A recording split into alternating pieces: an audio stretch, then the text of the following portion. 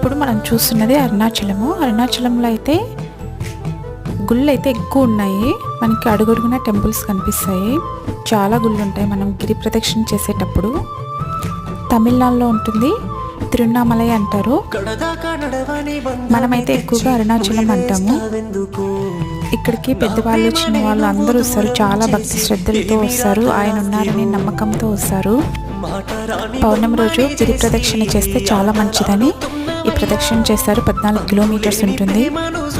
ఫస్ట్లో అయితే నల్లేమనుకుంటాము, కానీ ఆయన మీద భారం వేసి ముసలోళ్ళు చిన్నపిల్లలు అందరూ వస్తుంటారు. చాలా ఈజీగా కంఫర్టబుల్గానే ఉంటుంది. మనం ప్రదక్షిణ చేసేయచ్చు.